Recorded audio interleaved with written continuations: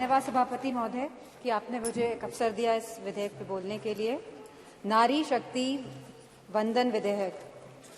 Samajwadi party की हमेशा से यह मांग रही है कि पिछड़ा वर्ग महिला तथा अल्पसंख्यक महिला को भी इसमें सम्मिलित किया जाए, इसमें उनको आरक्षण दिया जाए। लोकसभा और विधानसभा में तो यह बिल लागू होगा, लेकिन हम ये पूछना चाहते हैं कि ये राज्यसभा और विधान परिषद में भी लागू होगा कि नहीं लागू होगा।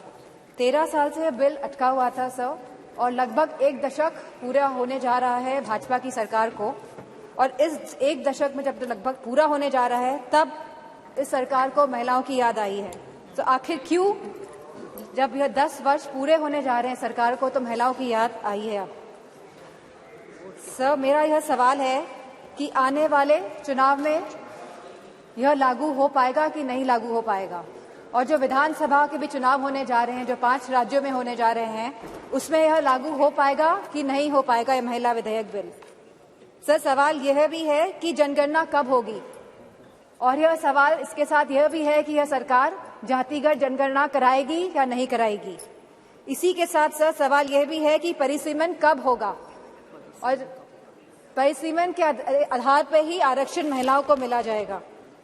सर, प्रधानमंत्री जी ने कहा था कि हमें सिद्धि की बात करी थी सर, तो साधना से ही सिद्धि की प्राप्ति होती है, और असली साधना तभी होगी जब हम महिलाओं को उनका पूर्ण आरक्षण देंगे, जब हम ओबीसी महिलाओं को इसमें इंक्लूड करेंगे, जब हम SC/ST महिलाओं को इसमें इंक्लूड करेंगे, और जब हम अल्पसंख्यक महिलाओं को भी इसमें इंक्लूड करेंगे, सम्मिलित करेंगे।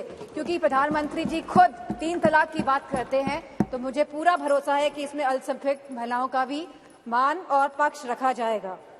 सर, जहां हम बात कर रहे हैं आज महिला विधेयक बिल की, तो without revolution evolution is not possible, and for evolution to take place in our country, it is very important that the OBC women get their reservation, that the SC/ST women get their reservation, and that the minorities women also get this reservation, sir.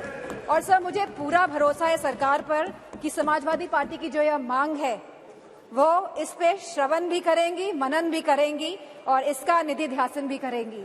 Sir, मुझे पूरी उम्मीद है कि हमारी पिछड़ा वर्ग महिलाओं जो बहुत पिछड़ी हैं, जिनकी आप समझ नहीं सकते कितनी वो पिछड़ेपन से गुजर रही हैं, जैसे निशिकांत दुबे जी ने कहा था, वो महिलाओं का दर्द समझते हैं, तो उनको पिछड़ी महिलाओं का भी दर्द समझना होगा।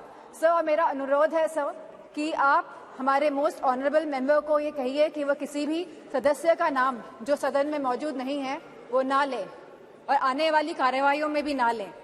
सर, इन्हीं शब्दों के साथ सर समाजवादी पार्टी की मांग को मैं दोहराते हुए कि पिछड़ा वर्ग की महिलाएं, अल्पसंख्यक महिलाएं और SC/ST महिलाओं को भी आरक्षण मिलना चाहिए, मैं अपनी बात को समाप्त करती हूँ। धन्यवाद।